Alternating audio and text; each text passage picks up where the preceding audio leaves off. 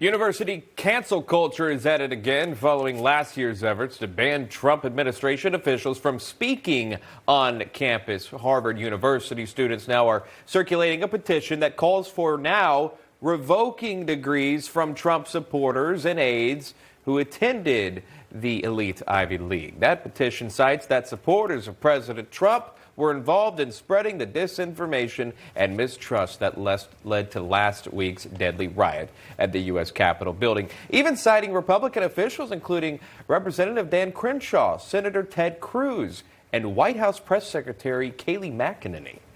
Joining us to discuss is Jezzamine Wolk, reporter for Campus Reform. Our panelists are also here, Scott Walker and Jennifer Kearns.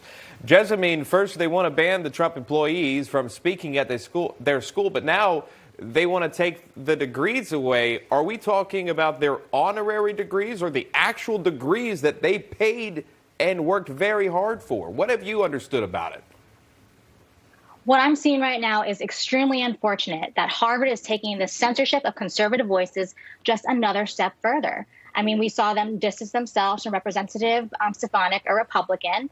And like you said, just a few months ago, students turned to this administration and demanded that anyone who worked for Trump would never be able to speak or teach at this institution again. And again, now they're taking that another step further. They're saying, well, if you worked for Trump, we don't want you to have your degree at Harvard anymore either. It's, again, disturbing to keep taking this conservative censorship just another step further, because this is suppression.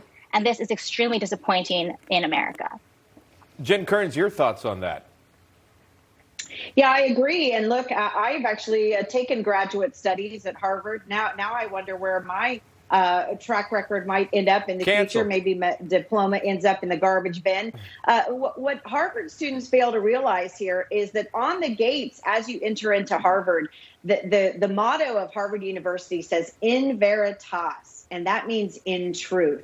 And they've been seeking truth for the last 100 years or so as an institution, but they're wanting now to erase the truth that President Trump actually did hold the White House for the last 4 years, actually did push positive policies forward, actually did help the American people through the COVID-19 crisis, and actually did get people back to work prior to the coronavirus crisis. We had the lowest unemployment economic rate. So President Trump did some great things, and that is the truth. And the folks at Harvard are going to have to realize that, or else, Sean, they're going to have to lose their tax-exempt ID, because you can't be federally funded by the U.S. government and participate in this kind of discrimination. Governor Walker, we pointed this out earlier. In fact, Jezzamine did. Harvard's Kennedy School of Government has also distanced itself from Congresswoman and Harvard alum Elise Stefanik, who objected to certifying 4 states' electoral college votes in the 2020 election. In a letter published to the school's website, the dean asked Stefanik to step aside from her role on the Institute of Politics Senior Advisory Committee. Governor Walker, your thoughts? Yeah, they just want to disagree. They want to decimate. They want to get rid of. They want to cancel. It's part of the reason why I'm proud to be coming in as the new leader at Young America's Foundation, because for years, he's been arguing that our campuses and our culture were really the precursor to what's happening in our politics. And we need to step up. We cannot allow this to happen. The left just doesn't want to just engage and try and make their argument.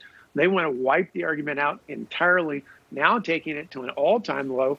I'm saying we want to take a degree away that you've actually paid for and earned. This is outrageous. Americans need to push back on this here on campus and anywhere else across the country. Well, we appreciate Jezzamine Wolk for bringing the story to us. You always bring these interesting campus stories. We appreciate it. Scott Walker, Jennifer Kearns. Stick around, a lot more news ahead.